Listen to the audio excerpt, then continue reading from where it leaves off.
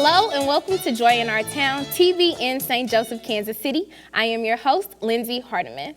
As the summer approaches, we're typically busy trying to find different ways for our children to stay active and educated in avoiding that summer slump. So today we're joined with Mallory Gobet from the Upper Room, who is going to tell us what this organization is doing to provide educational resources to the children. Mallory, welcome. Thanks for having me. We're glad you could join us. So let's open by beginning and telling our viewers briefly about your position with the Upper Room. Sure. So I'm technically the Director of Development at the Upper Room. I handle all of our communications, with donors, volunteers. I schedule the volunteers, track some of our students' data, do a little fundraising. It's a nonprofit, so you do a little of everything, but it's a great position to have. Oh, that sounds fun. Yeah. All right, so when was the Upper Room started and why was there a need for this type of organization in our community? Yeah, so it's a great story. We started back in 1999 alongside a parish, St. Thomas More Parish. They wanted to do something for the youth in the neighborhood which we serve, and they had a sister parish at St. Louis Catholic Church, and there was a space in that church that had burned down in a fire back in like the 60s, and they'd never done anything with it. Right.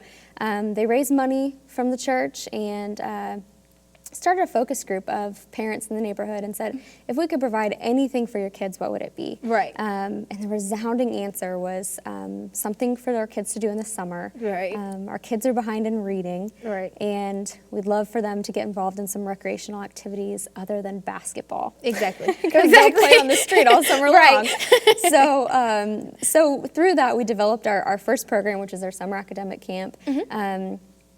We enrolled 90 kids for our first summer at our location. Wow. The church for renovated. The first summer? Yeah, that's for the good. first summer. Back in '99, the church renovated the space so that it would be a nice space. It has classrooms and a computer lab and all this nice stuff. And that first summer, we enrolled 90, but we had 250 on the waiting list. Oh, so my goodness. it was a clear answer to us that there was a Right. need for this type of programming. Definitely. Yeah. And you said you wanted to help them with reading. So how many children are at or below the basic reading level? Well, so in Kansas City, it's about 33% of children that are reading proficiently by the third grade. That's kind of like the big mile marker that people follow. So it's about 33%. Wow. And you said they need to be reading proficiently about the third grade. Why is that a milestone and a marker for children?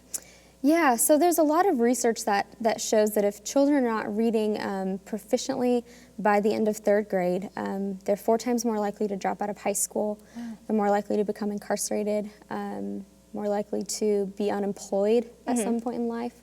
And so, they actually, this is just terrible, but they build jail cells based on how many kids are reading proficiently by the end of third grade in cities. So it's a huge mile marker, and there's a lot of factors, I'm sure, other than that, but that's what the research shows anyway. All right, so you mentioned the summer program. Can you tell us a bit more about that, like in details, like how long are they in this classroom? How does that work?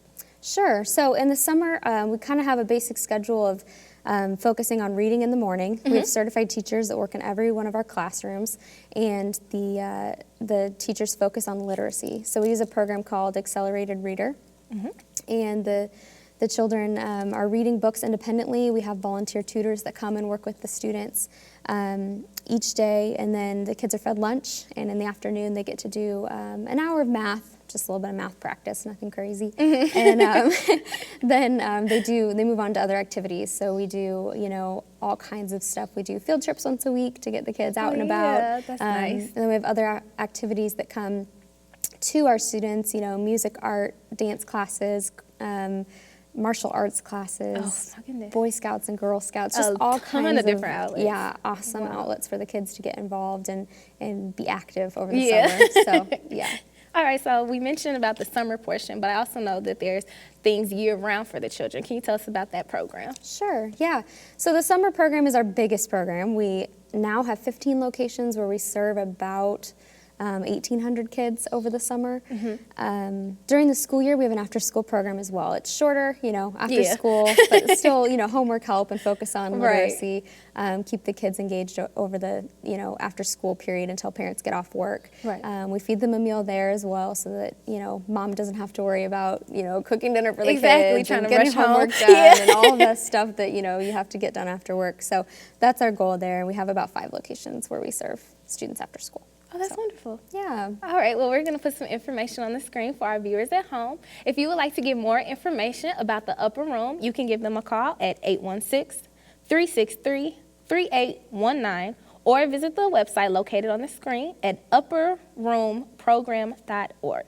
All right, so you mentioned an accelerated reader program. Can you tell us a bit more about that?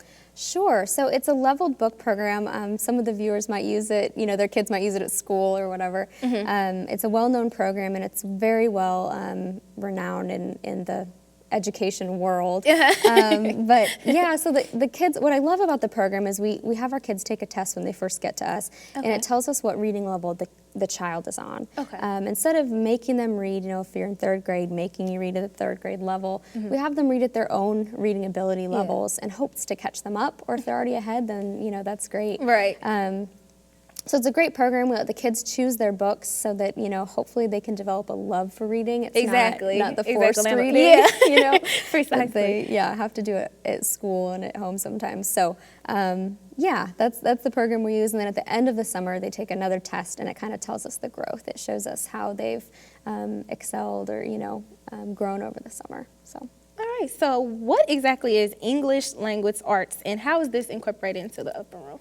Yeah, so English Language Arts is essentially, it's just a fancy word for reading and writing.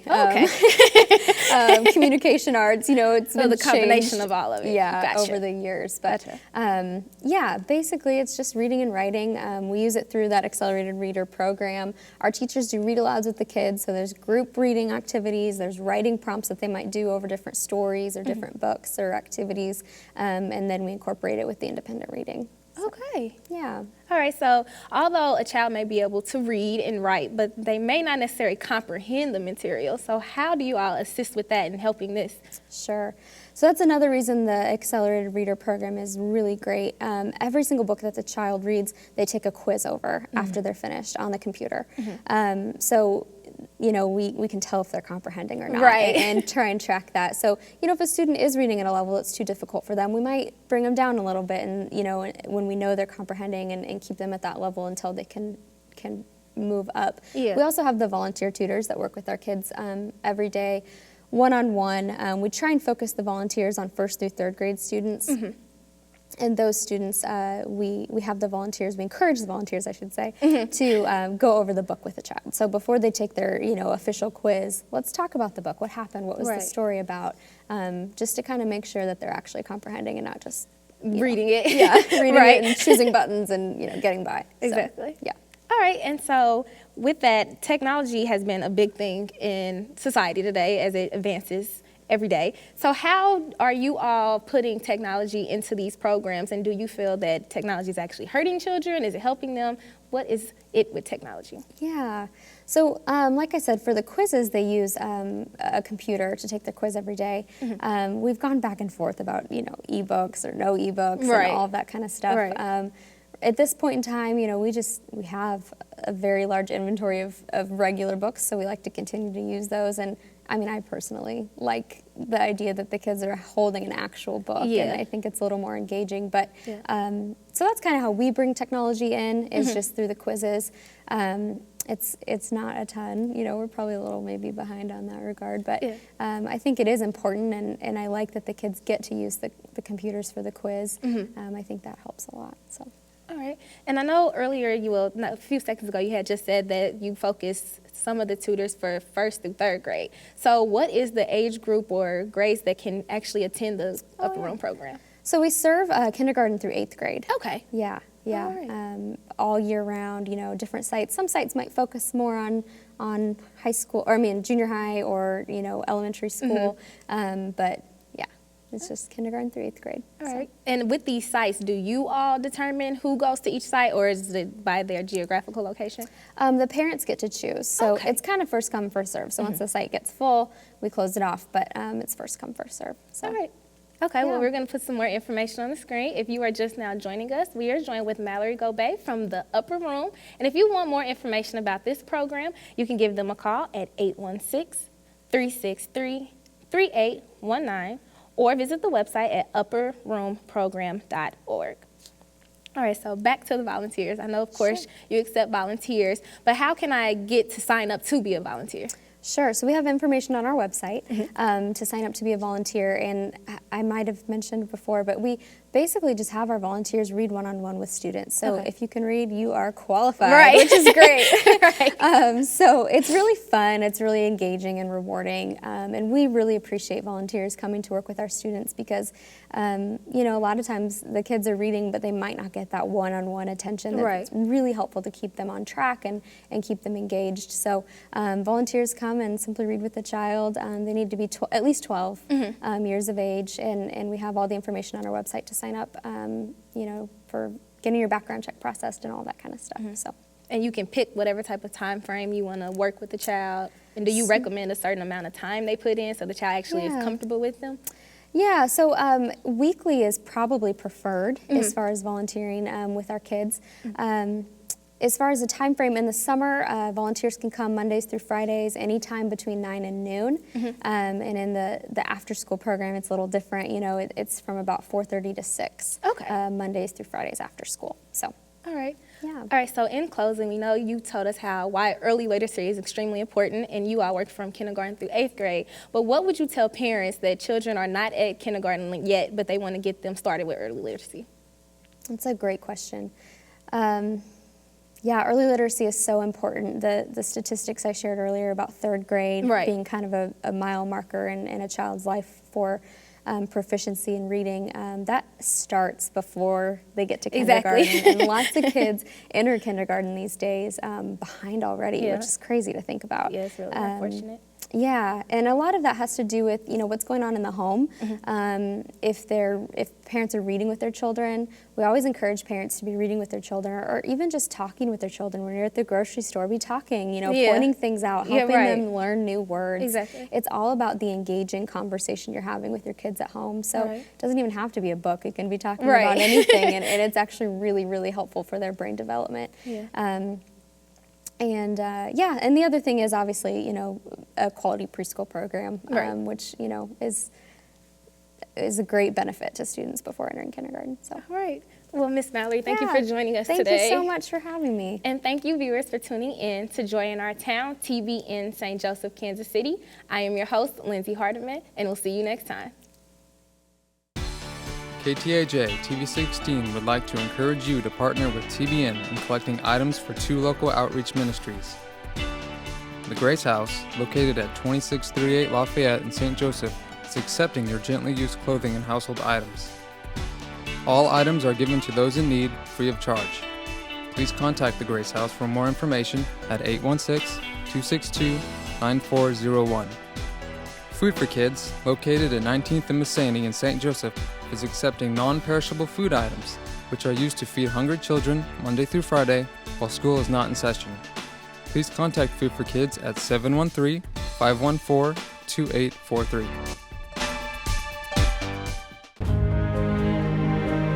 You were never meant to carry the burdens you bear. You no longer have to live with guilt or shame. God is waiting for you, and He wants to set you free. Christ came to give you an abundant life. At the Holy Land Experience in Orlando, Florida, the power of God is transforming lives. Healings, baptisms of the Holy Spirit, salvations, and forgiveness are happening in record numbers. So come, receive your miracle. God is waiting for you.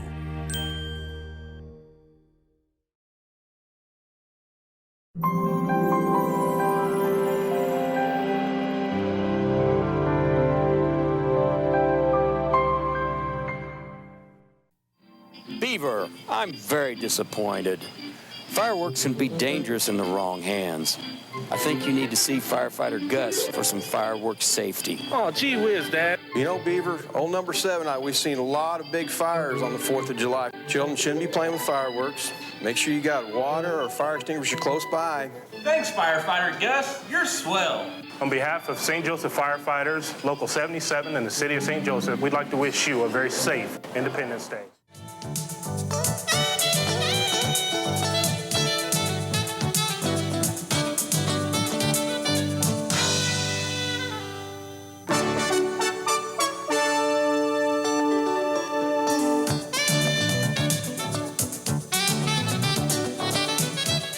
Independence Day is so popular, not just with the adults, but with the kids. Some people say we want to rename it Firecracker Day. Well, today we're going to talk about what's legal and what's illegal and how to keep all your fingers in your hands and your eyes. And you're in for a treat. We have our fire chief here today, keeping us abreast, making sure our holiday is safe. I'm Kimberly Warren. You're watching Joy in Our Town. Captain George Albert, welcome to the show. How are we doing, Kim? How was that introduction? I'm not the fire chief, but we'll go with it, okay? Okay. Well, we're glad to have you here today. You have been the captain of the fire department for a long time. Been on for about 30 years. 30 years. And in those 30 years, you come back every year and you tell us tips to keep everything safe. It's a great day, probably one of the biggest summer holidays ever. Well, I mean, when you think about it, yeah, it's one of the first ones that everybody get their families together during the summertime and have a good time.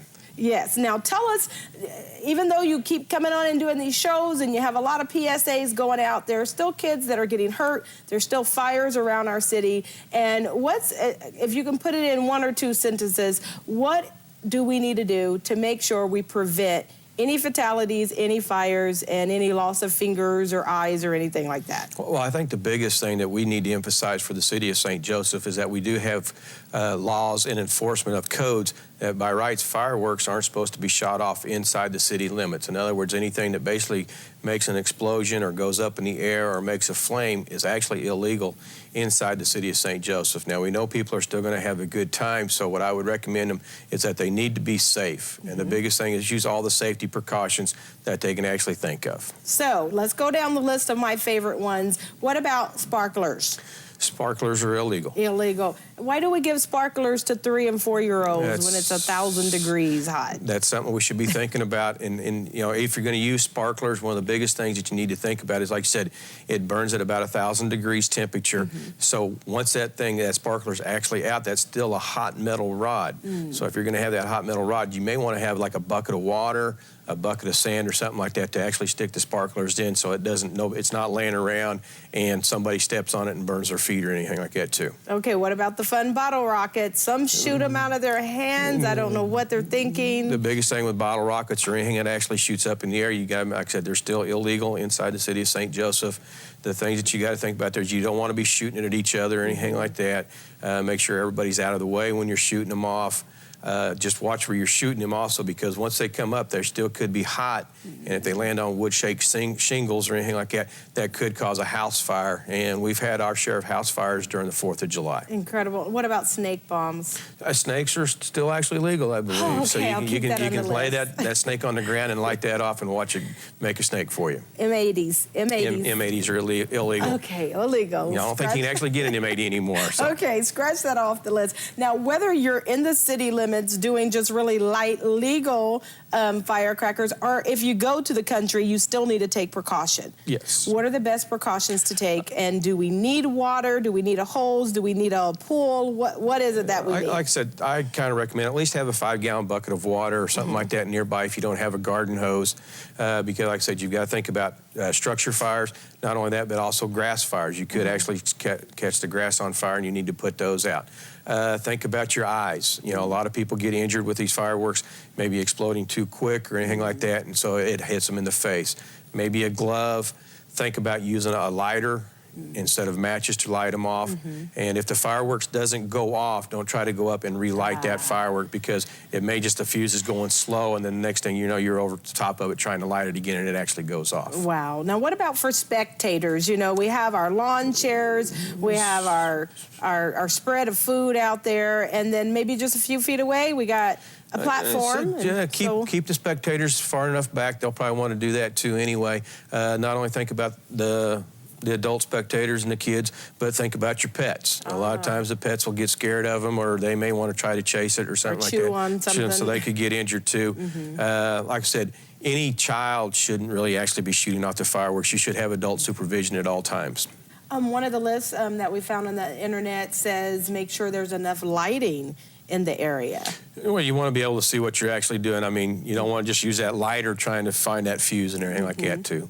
Right. Okay, we're talking about fire safety, and the 4th of July, Independence Day, Firecracker Day is just around the corner. If you have questions or you need to go to the internet and get the tips and strategies on how to have a safe holiday, we're going to put some information on the screen so you can contact Captain George Albert or his staff with the St. Joseph Fire Department. The number is 271-4604. That's 271-4604. And you can get to the St. Joseph Fire Department by going through the city of St. Joseph. That's www.ci.stjoseph.mo.us.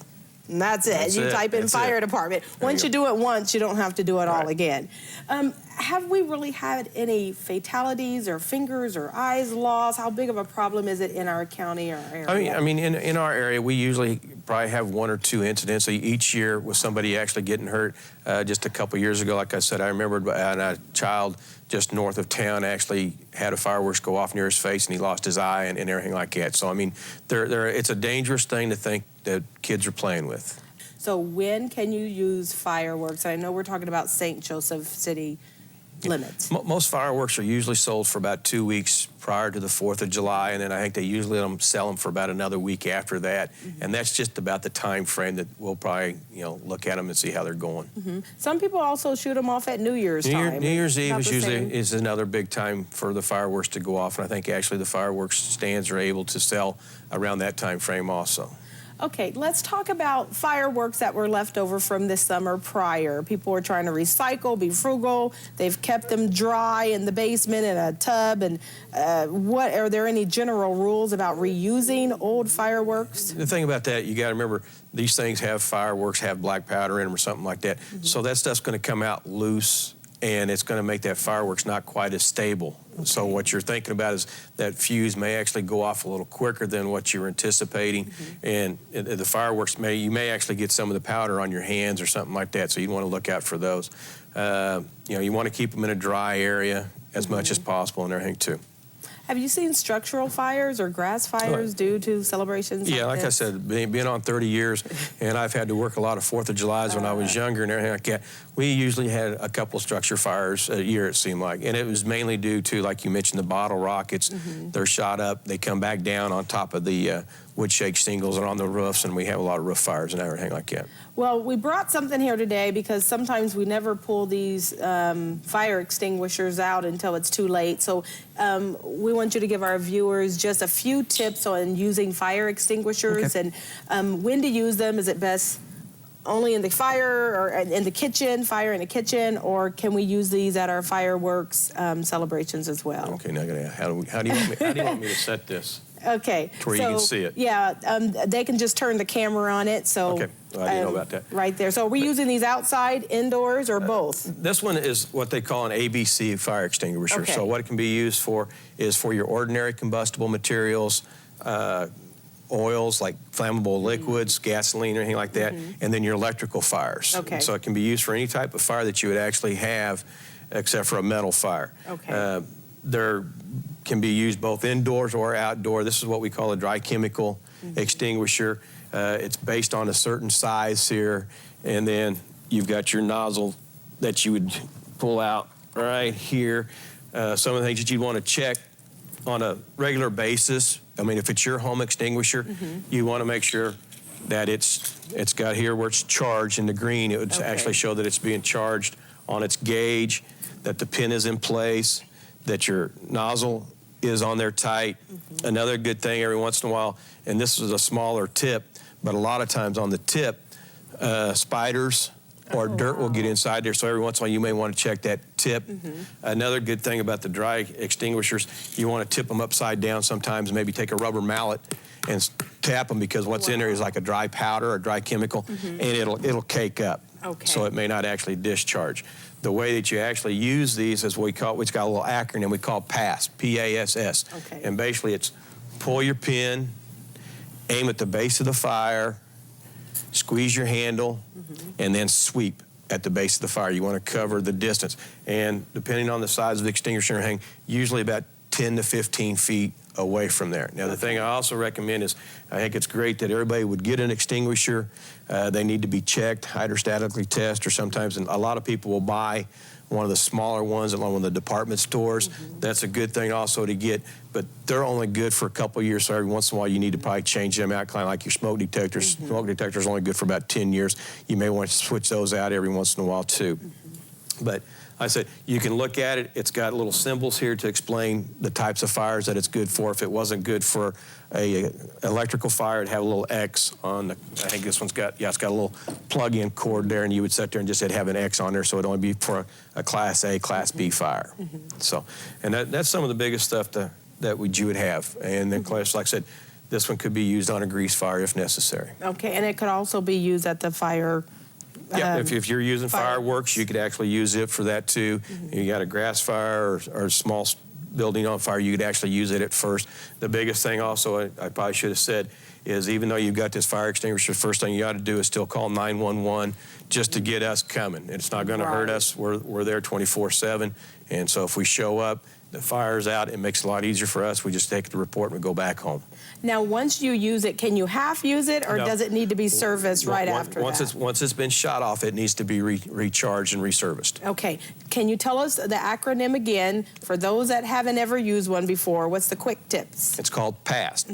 P-A-S-S. Okay. So in other words, I'm going to pull my pin, aim at the base of the fire, squeeze my trigger, and then sweep at the base of the fire, because you want to make sure you're covering the fire completely. The other thing is, you need to don't turn your back on the fire. In other words, if you're my fire, let me see, you're hot. But I'd sit there and I'd pull it and I'd aim at the base of the fire. Well, I don't want to turn my back on you to walk away from the fire. I want to make sure that fire's out, and so I would back away from the fire. Okay. Wonderful. We're going to put some information on the screen again, and I'm sure you can go to the website for some fire safety tips. And so again, if you would like to contact Captain George Albert with the St. Joseph Fire Department, their number is 271-4604. That's 271-4604. You can also go directly to the St. Joseph website. It is www.ci.s-joseph.mo.us.